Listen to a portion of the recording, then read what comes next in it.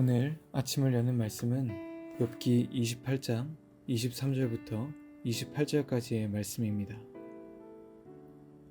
하나님이 그 길을 아시며 있는 곳을 아시나니 이는 그가 땅 끝까지 감찰하시며 온 천하를 살피시며 바람의 무게를 정하시며 물의 분량을 정하시며 비 내리는 법칙을 정하시고 비 구름의 길과 우레의 법칙을 만드셨음이라.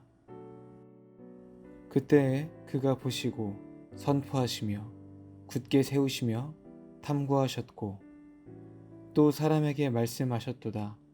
보라, 주를 경외함이 지혜요 악을 떠남이 명철이니라. 욥기 28장은 27장에 이어지는 욥의 말입니다. 욥은 지난 27장에서 악인들의 말로에 대해서 말했습니다. 그 악인들은 자신을 정죄하는 친구들에 대한 풍자였습니다. 욥은 28장에서 친구들이 말하는 지혜에 대해서 풍자합니다. 비록 친구들을 비판하는 용도로 지혜에 대해서 설명하지만 그 내용은 우리에게 소중한 신앙의 교훈을 전달해 줍니다. 먼저 욥은 1절부터 11절까지 광부가 보석을 파는 모습에 대해서 묘사합니다. 4절에 보면 그는 사람이 사는 곳에서 멀리 떠나라고 표현하는데 그는 광부를 뜻합니다. 광부가 먼 곳으로 떠나 보석을 캐는 모습에 대해 쓴 것입니다. 광부가 보석을 캐는 곳은 깊은 곳이기 때문에 새나 동물들이 알지 못하고 접근도 하지 못합니다. 왜 광부는 이렇게 깊은 곳까지 땅을 파고 들어가는 것일까요? 보석을 얻기 위함입니다. 욥은 광부의 모습을 통해서 원하는 것을 얻기 위해 노력하는 사람의 모습을 그리고 있는 것입니다. 하지만 사람이 얻고자 하여도 얻지 못하는 것이 있습니다. 12절의 말씀입니다. 그러나 지혜는 어디서 얻으며 명철이 있는 곳은 어디인고.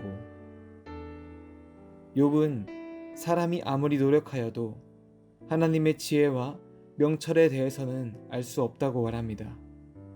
지혜는 땅의 어느 곳에서도 발견할 수 없으며 돈과 보석으로도 살 수 없기 때문입니다. 아무리 귀한 보석을 가지고 있다 할지라도 그것을 지혜와 바꿀 수 없습니다. 그렇다면 지혜는 어디에 있을까요? 이어지는 20절부터 28절까지의 내용이 이에 대해 설명하고 있습니다. 지혜는 인간의 영역에 있지 않습니다. 지혜는 오직 하나님께로부터 옵니다. 하나님은 이 세상의 모든 규칙과 지혜를 정하시고 선포하시며 세우시는 분이기 때문입니다. 즉, 인간의 선한 생각이라 할지라도 그것은 지혜가 될 수 없습니다. 사람이 만든 어떠한 정교한 규칙이라도 지혜가 될 수 없습니다. 지혜는 오직 하나님께만 속한 것이기 때문입니다. 이어서 욥은 28절에서 하나님께서 말씀하신 지혜가 무엇인지 밝힙니다. 또 사람에게 말씀하셨도다. 보라, 주를 경외함이 지혜요 악을 떠남이 명철이니라. 지혜는 주를 경외하는 일이며 명철은 악을 떠나는 일입니다. 즉 지혜는 주를 경외하는 삶을 통해 얻어지는 것이며 명철은 악을 떠나는 삶을 통해서 얻어지는 것입니다. 지혜와 명철은 문자로 습득하게 되는 정적인 지식이 아닌 하나님의 말씀을 실천하며 살 때 얻어지는 역동적인 지식인 것입니다. 우리의 삶은 어떻습니까? 우리가 지혜라고 생각하는 것은 무엇입니까? 혹시 우리가 인간의 지식이나 법칙, 관습을 지혜로 여기고 있다면 그것들을 속히 버려야 하겠습니다. 인간의 어떠한 지식이나 어떤 슬기도 하나님의 지혜에 닿을 수 없기 때문입니다. 사도 바울은 로마서 16장 19절에서 선한 데는 지혜롭고 악한 데는 미련하라고 말합니다.